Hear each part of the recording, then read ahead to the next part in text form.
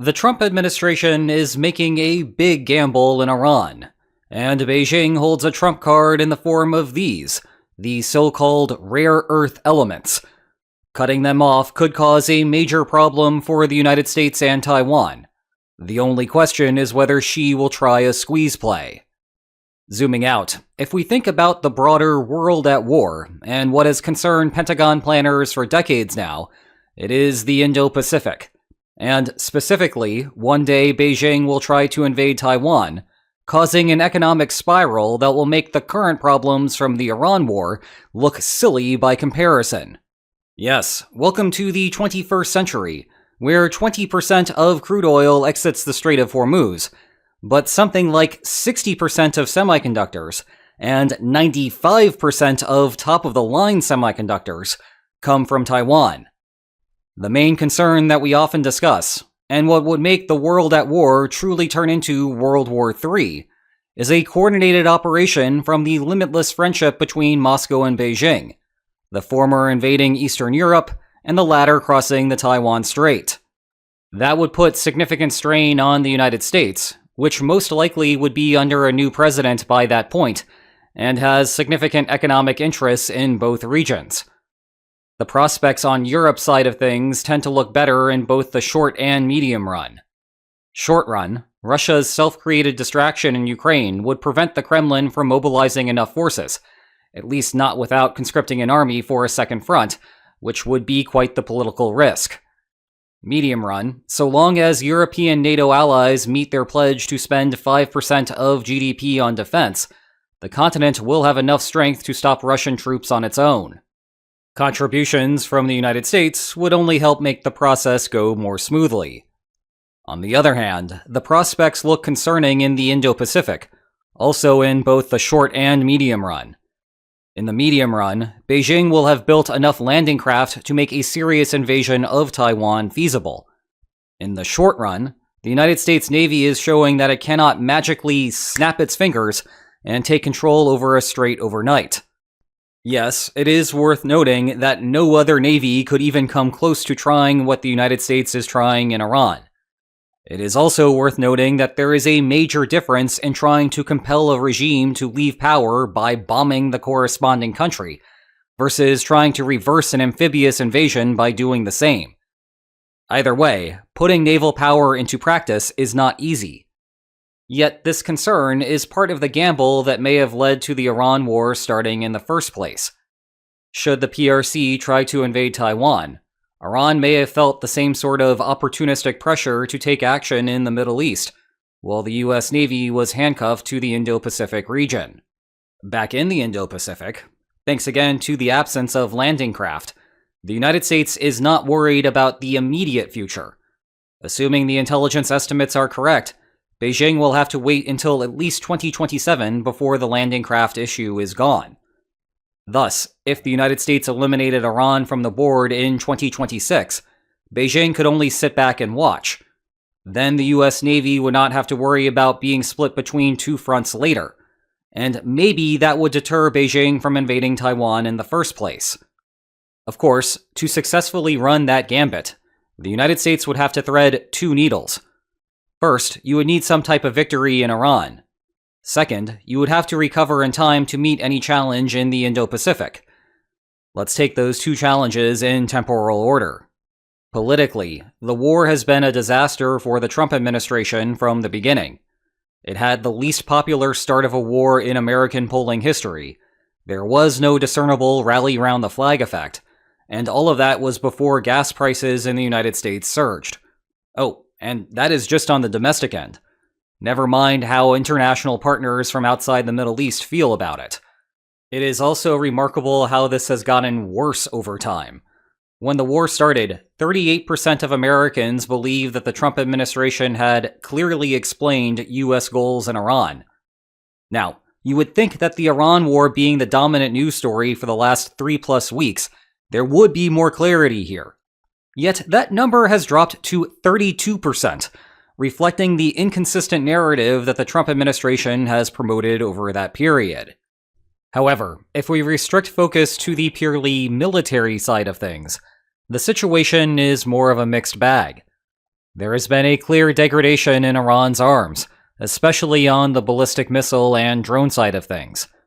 Launches are way down from the first few days of the war, and you can barely see a blip in the data from Iran's retaliation for strikes on its South Pars gas field. It was once plausible to think that Iran may have been conserving stockpiles for later attacks. Well, that blip tells you how deep Iran's withheld allotment is. There is still work to be done, of course, but CENTCOM seems happy with the situation. The nuclear program is another story. The United States just started attacking those sites, indicating that the Pentagon believed that last June strikes removed any breakout capacity that Iran may have obtained. There are a couple of murkier military matters for the United States, though. One is the Strait of Hormuz. If the United States cannot force its reopening, then this war will be a loss. Now, I discussed last week why a forced reopening is plausible. Some comments suggested I was saying that it would be easy. I was not. It will be relatively easy, conditional on the United States attriting Iranian forces along the coast. Those operations only recently got underway, and they will need to be extensive before tankers think about transiting the strait. Keep an eye on that situation. Lastly, there is the Iranian government. The situation might be best described as a loss for the government, but not a loss of the government. The former supreme leader, many of his high-ranking lieutenants, and some of his closest relatives are dead. His son is supposed to be the supreme leader now, except I am slowly losing my mind with the telling absence of any evidence that he is alive. I am now leaning toward continuing with stick figures even if he does emerge. Thus, I would describe this portion of the conflict as a military success for the United States, while simultaneously not eliciting the desired effect inside of Iran. But we should still give this an incomplete grade, as sometimes autocratic governments are safe until they suddenly are not. To sum up here, as bad as this has gone politically for the United States, the military situation is looking decent, even if it is not a runaway success. Moving on to the second question, the United States will still have to recover before an engagement with China. Unfortunately, I will speak about this problem in generalities, because no one outside of the Pentagon really knows how bad the problem is. Let's just summarize it as bad and in need of further replenishment after everything spent during this war. I do not see the replenishment issue as a financial problem. The popularity of the Iran war may be politically polarized, but there is a bipartisan consensus that the United States has a metal shortage. Besides, the problems with China are most likely to occur under the next presidential administration, and plenty of Democrats see a weak Republican Party and are excited about their 2028 chances. That said, where the construction of new stockpiles could be a problem is in China's complicity. I would say that with a sense of irony, except that it is the result of a deliberate strategy from Beijing. The issue, as you may have guessed, is with rare earth elements. The PRC may not have a monopoly on the market, but it does have supermajority control. Rare earths go into just about everything of high value in the supply chain.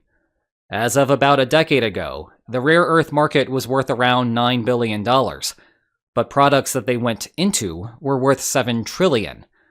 And yep, that means that rare earths go into every high-tech weapon that the United States produces. Things like Tomahawks, which the Navy seems to be burning through at an alarming rate. The basic premise of the squeeze play strategy is that Beijing sets up export restrictions on rare earths. The United States cannot adequately replenish its stockpiles over the next couple of years. The PRC invades Taiwan, and the United States has to accept it given the lack of alternatives. You can turn the knobs on the extent of the problem, but the core conceit remains the same. Beijing uses rare earth leverage to radically increase its odds of reunifying China. Now we get to the meat of the video.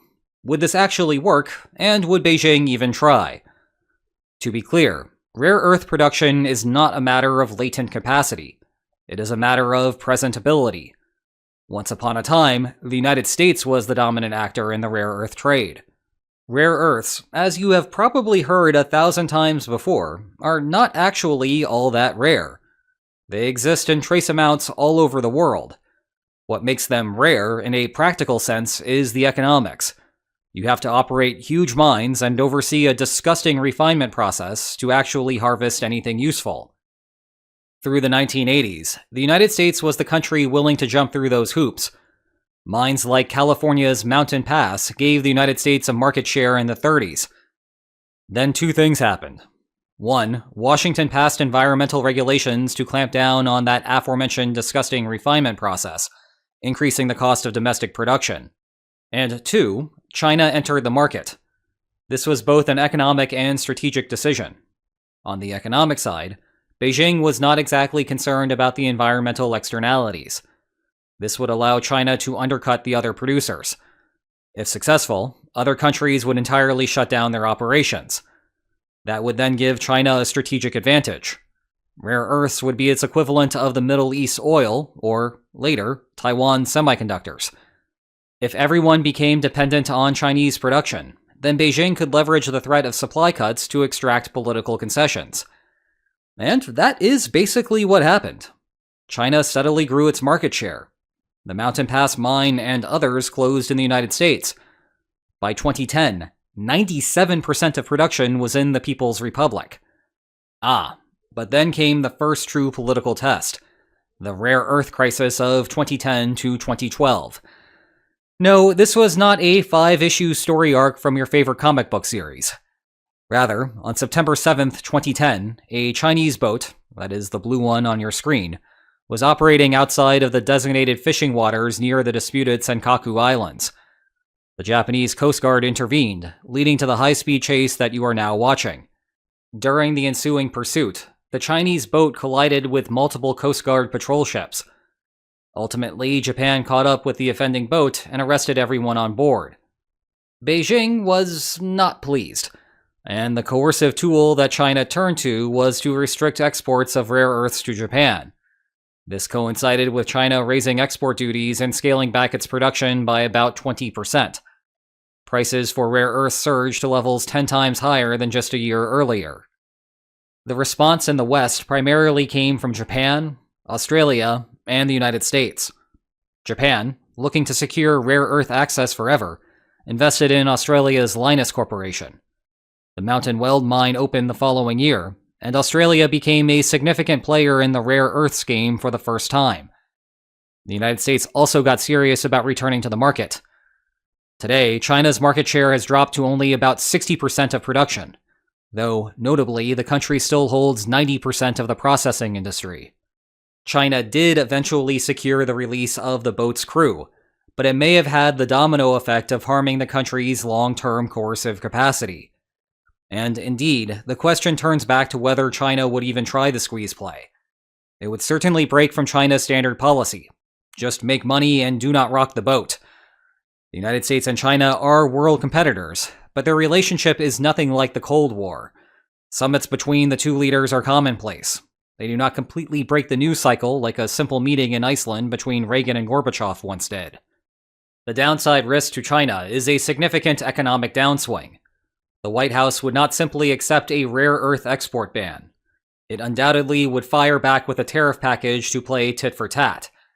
And China may ultimately find itself in a repeat of the 2010 crisis, where all the ban does is encourage further investment elsewhere. In that regard, the 2010 crisis may have killed today's potential squeeze play before it got started. That Mountain Pass mine is back up and running, with a quick restart possible because it merely had mothballed operations a couple of decades earlier. Plus, it has a price guarantee from the Pentagon, ensuring that we'll survive despite whatever happens on the open market. And even with China still controlling the vast majority of rare earth processing, enough of it is held by Western firms to cover the military's needs. In other words, this is not a matter of capacity, just the will of the civilian markets to bear the higher prices. And if China starts open economic warfare with a clear eye toward crossing the strait, one would imagine that there would be bipartisan support to earmark the necessary resources for the military, even if the whole thing would be an economic disaster. Moreover, whatever the United States could not obtain directly, it could start looking to importing through a third party. Certainly, we have seen another country recently figure out how to evade sanctions. Think about how much easier it would be for a country that is a much larger player on the world market. Undoubtedly, Beijing would pursue such export restrictions once a hypothetical invasion of Taiwan is ready. But to induce a broader crisis earlier may not have the effect it would desire. So, what have we learned? The Iran war will cause the United States to need to replenish its weapons stockpiles. Rare earths are necessary to do that. China dominates the rare earth market. If China wanted to, it could squeeze the United States and try to make a power play on Taiwan. But China's 2010 squeeze play might have killed the viability of that option. Well, I think that is enough from me for today, the 27th consecutive day of video production. Until you hear from me next time, check out my Q&A video over on Lines on Maps Extra from yesterday. And if you enjoyed today's video, then please like, share, and subscribe, and I will see you next time. Take care.